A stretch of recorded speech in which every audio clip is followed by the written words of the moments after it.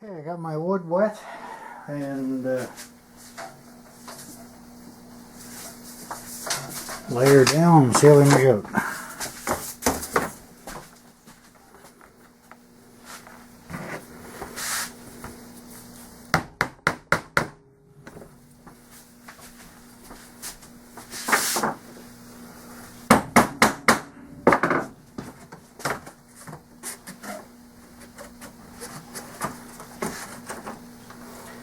Boy, I'll tell you, soaking this stuff made a hell of a difference. Let me see, this is wet, there's no gluing yet. This is just to get everything pre-bent, so to speak. Alright, as you can see, trailing edge is laid out. I got my 1 by 3/4 and 3/4 by 3/4 pieces in here. And I got my wax paper laid out, so we don't glue anything to the bench, just like a model airplane. And each glue joint, same thing. Next step, I dry fit everything. I marked the center of the first leading edge laminate. Got my longerons cut here to the right length, and I found out that my measuring tape's off about 1/8 of an inch, so I got a little bit of a gap here. But I'm not going to sweat the small stuff. So nothing's glued, but I got everything clamped here. And again, I was kind of thinking when these things sprung so straight when I took them out, which didn't really surprise me. I kind of wasted my time soaking these and bending them. But there is a huge difference, I noticed, when I'm bringing these things into where I need them. So it really wasn't a waste of time after all. So there she is, dry clamped in place. I'll trim this up to where it needs to be, and then I'll start stirring epoxy. Okay, stirring up the epoxy. I'm using the West system. So it's a 3-part. You mix the resin first. And for the so get that stirred up. And I pre-coat each joint.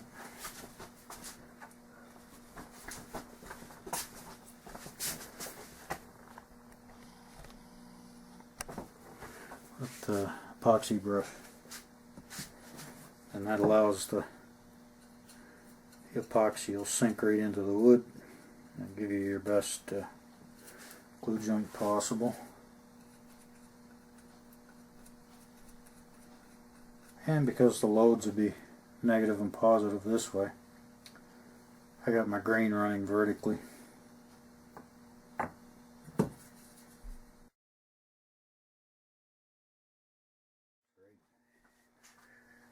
Pays to keep a little of this stuff unmixed, because always forget something.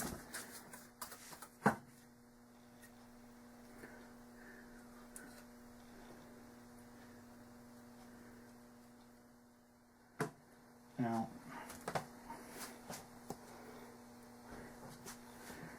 clamping this,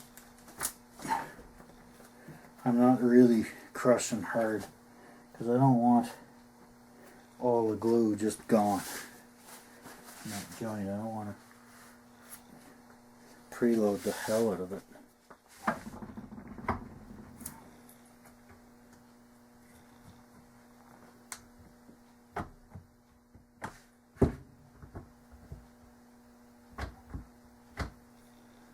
And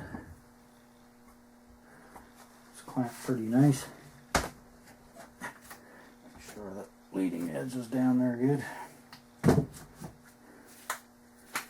This fella facing in a usable direction. Perfect. Now, being over the end of the bench like this, I got to raise this end of the clamp, because if it's on an angle like that, it tips this way a bit, and now your pressure will be on the top. You might, and as I've seen, so you check these things. Your piece won't be flat up against the stringer.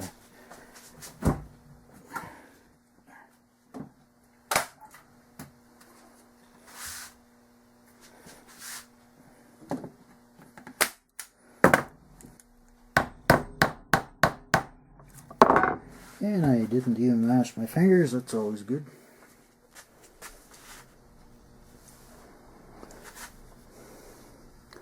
Okay, everything is drying.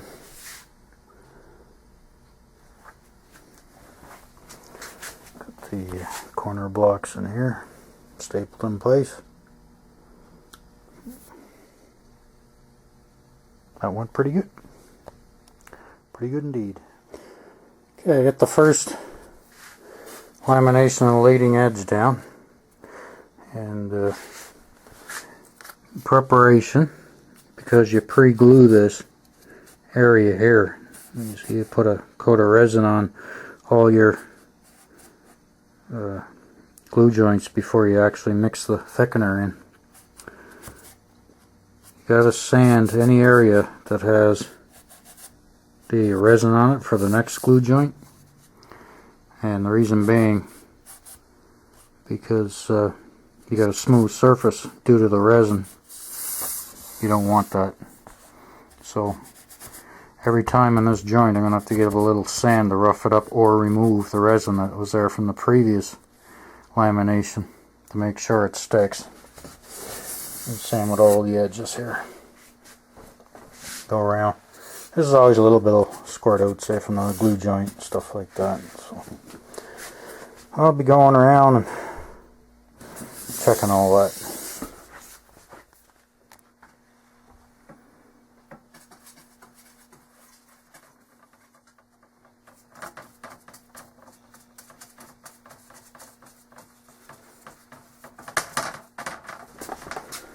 You can see I pre-coat with the resin, and you can see why this wood is sucking up the resin. Now when I put my coat of adhesive mixture over that, I don't have to worry about the wood sucking up half of that. And she holds on it pretty good. Somewhere under all those clamps there's two laminations, a leading edge, and I used every bloody clamp I got.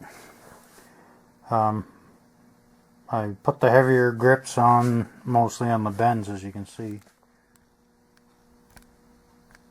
Well, you can see I got a little bit of squeeze, and these clamps aren't screaming tight as to squeeze all the glue out. A little bit of squeeze coming out of everywhere.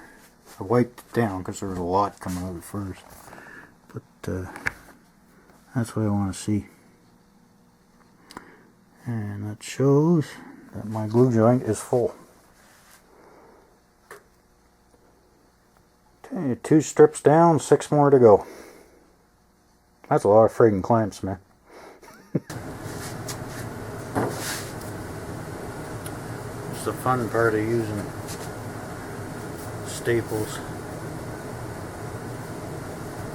Hold down the pieces while they dry, so then you gotta take the bastards out. So I made up the screwdriver, put an edge on it, slope on it there so I can get underneath the staple. And I'll see in a minute why I use these cut up popsicle sticks. I mean, one thing, it'll help spread the load out of the staple a little bit. But the biggest thing is, you want to get the staple out. As you can see, you got to dig in there pretty hard.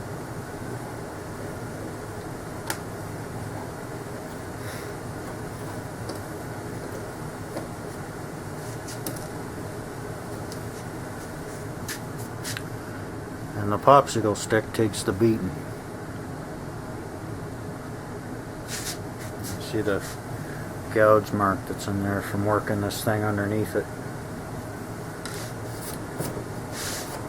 No damage to the plywood. All you got is 2 little tiny holes where the staple went in. Yep.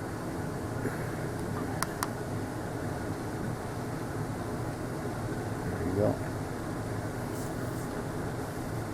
Up to it. No damage.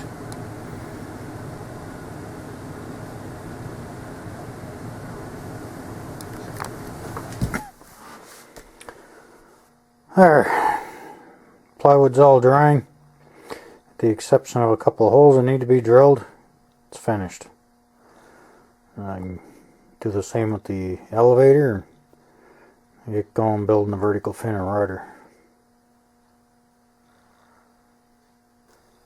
Now what I did do a little different this time, you see there's no staples because they're all on the other side. And I found that having it up the other way, of course the glue tends to run down the excess. So this way I just got everything stapled in place. Because it's stapled, I don't need it up against the bench. It's definitely being held straight by this one. And well, wood anyway, with the structure complete like that. But flipping around this way, all the glue is going to settle in the joints. I mean, there is a decent glue gusset here along the joints, but this way it's going to be even better. Don't have any, kind of eliminates the blobs and stuff. You can see some of them there. And that's from the old joint, obviously, because this is still wet. Yep, getting closer. And I drilled all the holes on the other side from the other side, so I know exactly where my joints were before I put the the gussets on. So all I gotta, once everything's dry, I'll just glue through the plywood on the other side from here.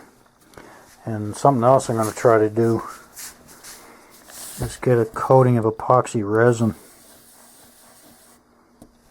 to soak up in that hole to seal the wood.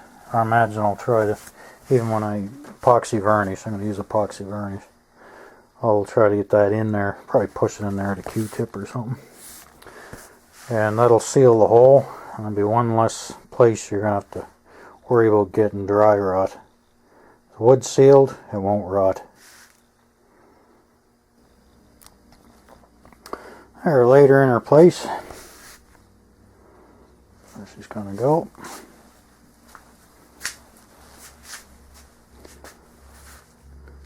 So she's finished now. All the plywood's on her. Holes are drilled, except for the two that go here. There'll be a 90-degree aluminum piece under here that bolts the stabilizer on to the fuselage. There's a block on the inside there